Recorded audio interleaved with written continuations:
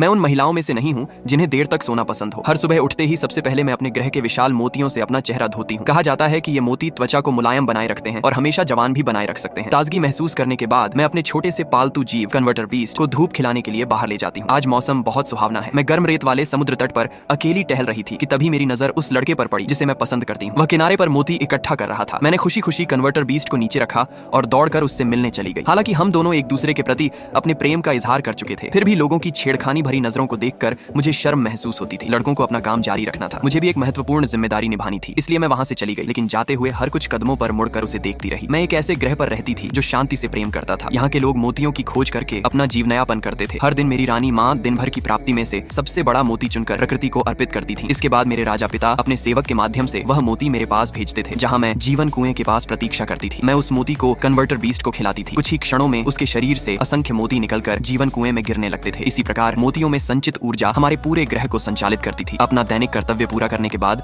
मैं converter beast को उसके परिवार के पास वापस छोड़ आती थी। मुझे लगता था कि यह शांतिपूर्ण जीवन हमेशा यूं ही चलता रहेगा, लेकिन एक दिन अचानक आकाश में अजीब रोशनियां दिखाई देने लगी। अनगिनत आतिशबाजियों जैसी चमकें आसमान में फटने लगी। मेरे मन में एक गहरी बेचैनी पैदा हो गई। तब तक पूरे शहर में अफरा तफरी मच चुकी थी। फिर अचानक एक विशाल युद्धपोत आसमान से गिरकर हमारे ग्रह पर आ टकराया। उसी क्षण मुझे एहसास हुआ कि हमारा ग्रह किसी अंतरतारकीय युद्ध की चपेट में आ चुका है। मैं तुरंत शहर की ओर दौड़ी। मेरे पिता और माता कुछ लोगों के साथ उस अंधकारमय युद्धपोत की जांच करने गए। वहां हर तरफ टूटी हुई तारें बिखरी पड़ी थीं, लेकिन किसी जीवित प्राणी का कोई निशान नहीं था। इसी दौरान मैं महल के पास पहुंची, पर वहां एक भी व्यक्ति दिखाई नहीं दिया। मैंने जोर जोर से पुकारा, लेकिन जवाब में केवल दूर से आती तोपों और बंदूकों की गर्जना सुनाई दी। अगले ही पल इससे भी बड़ा विनाश हमारे सामने आ खड़ा हुआ। एक विशाल मातृपुत बादलों को चीरता हुआ नीचे आया और जमीन से टकरा गया। मेरे पिता ने तुरंत सभी लोगों को एक सुरक्षित केबिन में जाने और दरवाजा बंद करने का आदेश दिया, लेकिन युद्धपोत पहले से ही बुरी तरह क्षतिग्रस्त था और दरवाजा बंद करते समय एक सेवक से उसका हैंडल टूट गया। मैं अभी केबिन के बाहर पहुंची ही थी कि भीतर जाने का रास्ता बंद हो गया। मैंने अपने पिता की ओर विनती भरी नजरों से देखा, लेकिन उनके चेहरे पर असहायता साफ दिखाई दे रही थी। मेरी माँ की दर्द भरी चीखें सुनाई दे रही थी। उसी क्षण मुझे समझ आ गया कि वे भी कुछ नहीं कर सकते। मैंने अपने माता पिता को अंतिम विदाई